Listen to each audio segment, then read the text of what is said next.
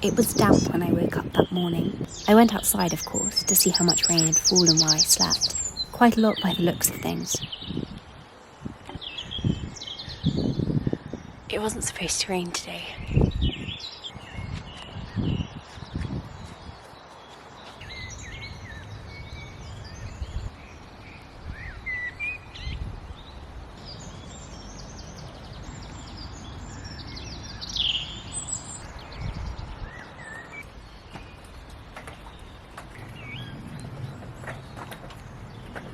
Can you hear the birds?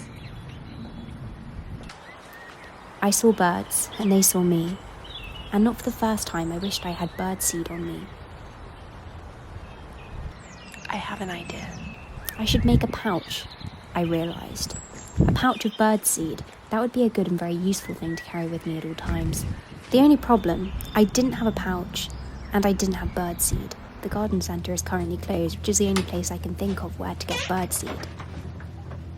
So I realised it would have to wait. Lola, hello. Morning, Lola. The birds were hungry, but so was I, so I went inside to make some porridge instead. Now, as you probably already know, porridge is always the best breakfast on the menu, and if you don't believe me, believe the ancient Greeks and Romans, because even they kept oatmeal as a staple. Oatmeal is so popular indeed that 95% of oats are used as animal feed. Hardly surprising really when you think about how tasty they are, though I do also find it concerning that so much land is being used to grow food for cattle. The big question with porridge though is what toppings to have, and usually I go for something like fruit or brown sugar, but my favourite food in the world is actually carrots. And this morning I was in a curious mood. Why don't we roast carrots with sugar and have them on top of our porridge? So I cut some up and popped them in the air fryer.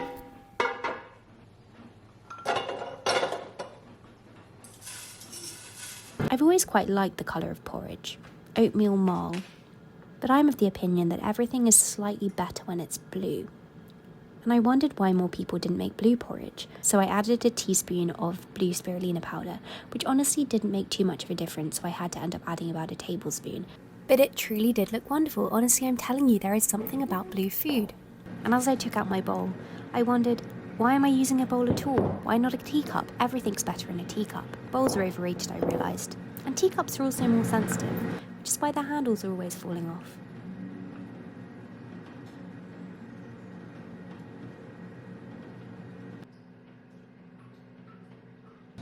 It goes without saying that this ended up being a truly spectacular breakfast, though I will say that the roasted carrots were not quite what I had hoped them to be.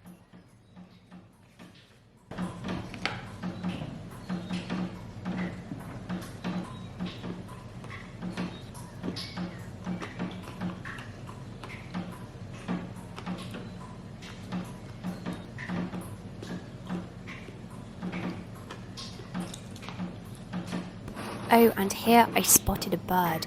It was waiting for the birdseed that I was going to still have to get today. Probably. Most likely. I sat downstairs and did some writing/journaling first thing. I really like to start my days with this.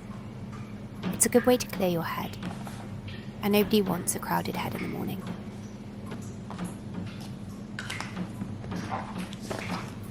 So I finished breakfast, finished writing, and then sat down at the table and wondered, what do I do next? Of course, first thing is coffee. I used to start my morning with green tea, but now I started with coffee. I kind of wish I still started it with tea, but I find that I crave the coffee first thing.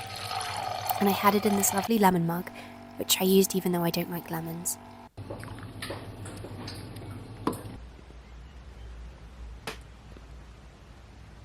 I took that upstairs, and of course, because I didn't know what to do next, I looked at my to-do list.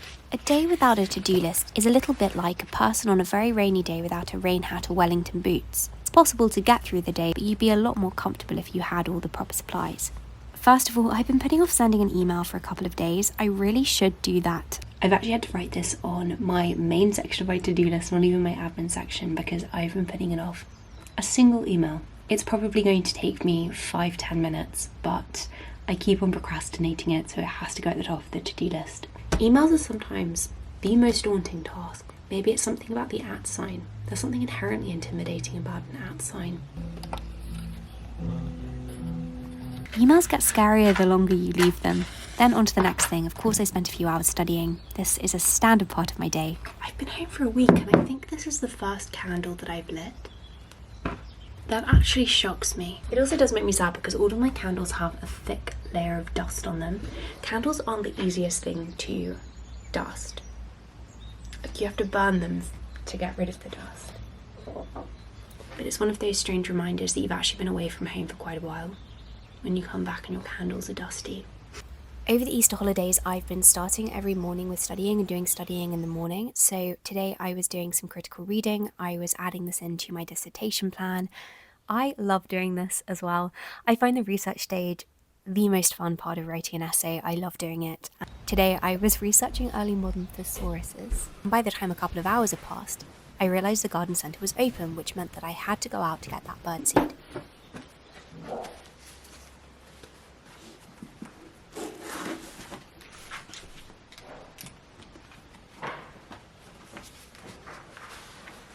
The question is, can I fit bird feed in this? And I don't think I can, so I might have to change to this rucksack instead.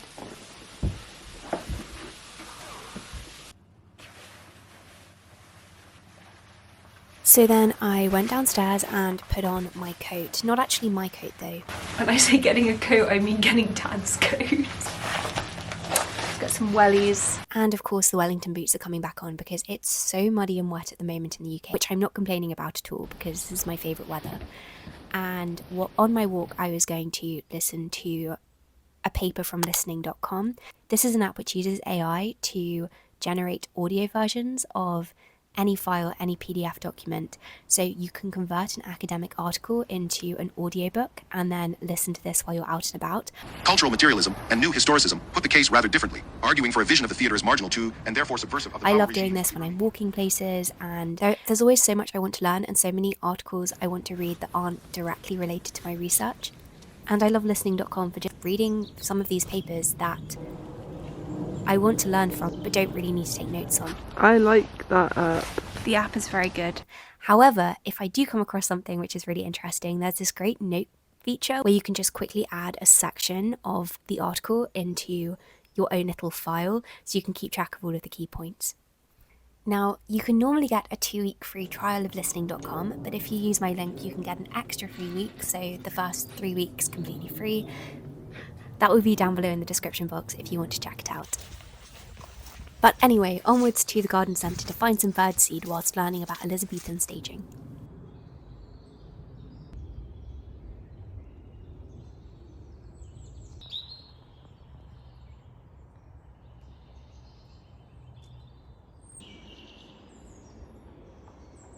So I went on a long, rainy walk across woodland and field, saw birds and squirrels.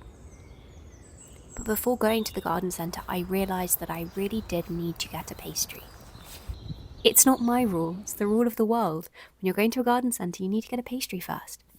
Look at me, actually recording in a restaurant. I've just been writing as I've been waiting, but this is a vegan croissant.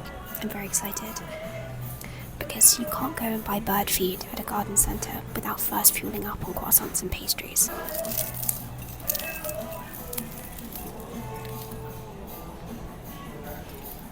Having successfully fueled up on a blueberry croissant, I continued my walk and eventually got to the garden centre. I also spotted these seeds, which I thought Blakeney would like. I would pop those in an envelope for her later, but I couldn't get distracted. I asked her, do you see the birdseed? Eventually I found it, a whole wall of birdseed, so much to choose from. But there was also a bird feeder in the shape of a letterbox, which I thought I maybe needed. You see, birds are some of the most prolific letter writers, especially sparrows. I think I need it. And it felt like the right thing to do to provide a postal service for them, but I did restrain myself. I also restrained myself from getting any dog toys for Lola because she currently has loads and my dad doesn't want us buying her any more toys at the moment. But I did successfully secure this giant bag of bird feed. Can I just get this, please? Yeah, thank you. I popped that into my bag, very pleased that I had elected to bring the massive rucksack instead of the tiny one.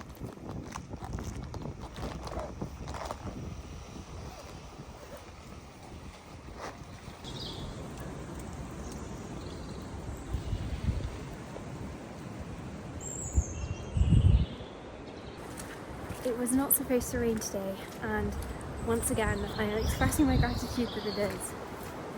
I'm so chuffed.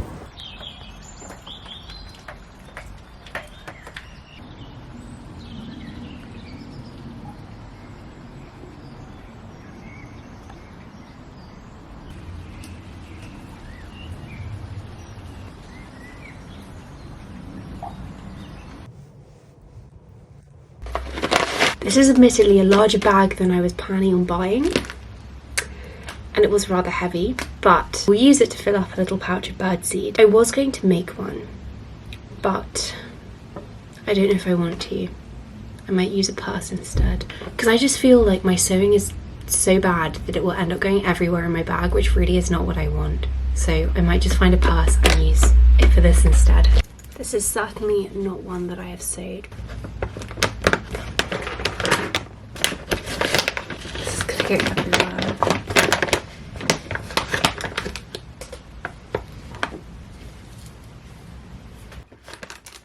I had the bird feed. Now all I needed was the birds, and as everybody knows, birds love tea parties, so of course I decided to go outside and have some tea in hopes that it would attract some sparrows and robins. Since it was lunchtime, I also made a cucumber sandwich. Cucumber sandwiches are honestly one of the best sandwich flavours. Some people say it's boring, but really you have to try it. Unfortunately though, as you know, sometimes butter doesn't like to be spread, and this was one of those unfortunate days where the butter was being quite stubborn. I promise that this was all on the butter and not on me, which is precisely what I would say if I was embarrassed by my poor butter spreading skills, but eventually the butter was perfectly spread.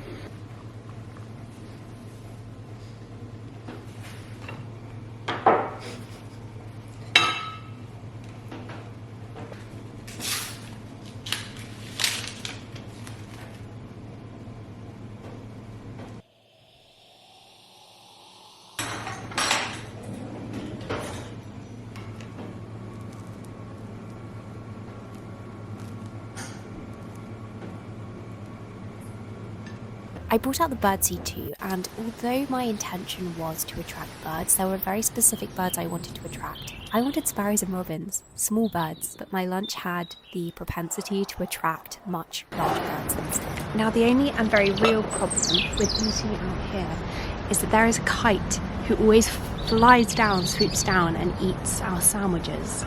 I am hoping that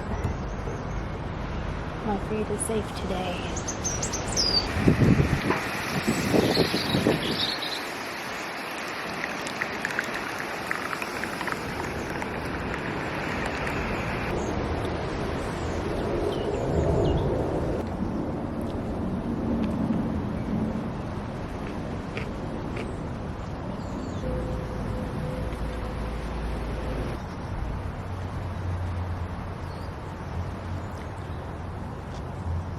Now eventually the kite came and started circling overhead, so I did retreat to the treehouse and I sat under the treehouse to have my tea instead.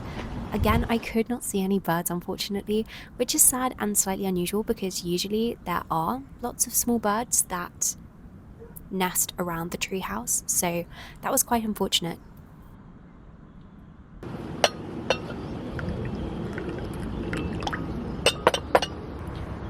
This is one of my Easter cupcakes. I also don't like icing sugar, so I always finish off cakes with whipped cream instead.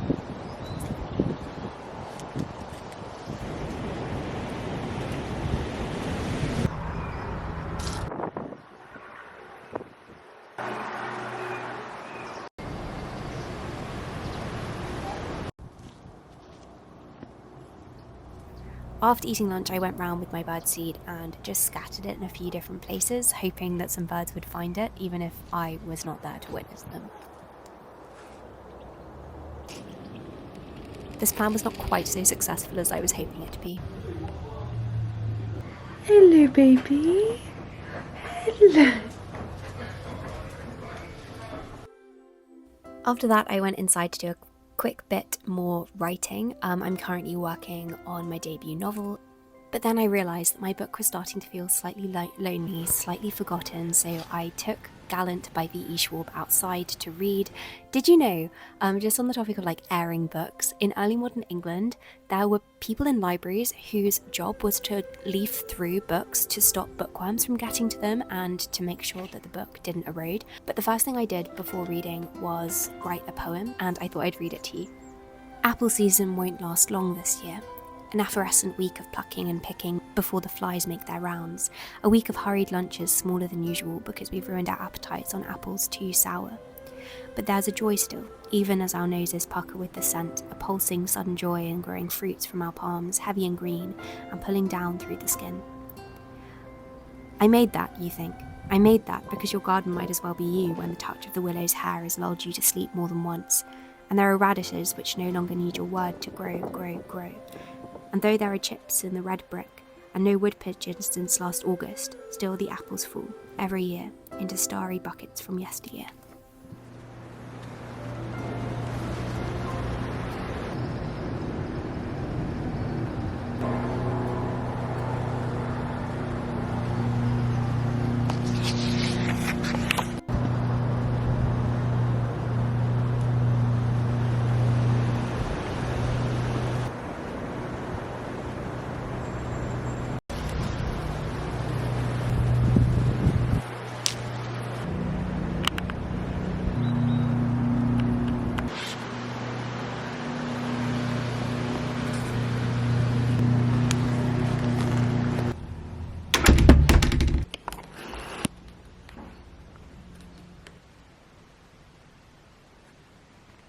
I went inside after that to do some more writing.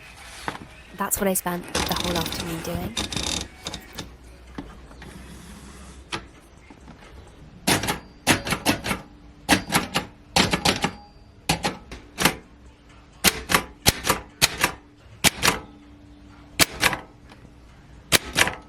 Until that is, there was something of a slight problem. I think the ribbon might be slightly caught. If we take this off, I think it's just that the ribbon's got slightly bunched up. I think it's like caught.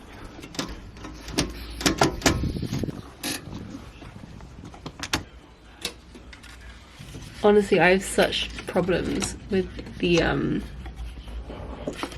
ribbons every single time. Okay. So I put my typewriter to one side and instead I did some writing on my computer instead. Truly one of my favourite things about the Easter holidays has been putting this time aside to do writing, because last time I just did not make the time for it, which makes me really sad honestly, because it's probably my favourite thing to do. Because I showed this earlier in the vlog, so now I can show you what I went on a walk this morning. Oh god, yeah. To go and buy.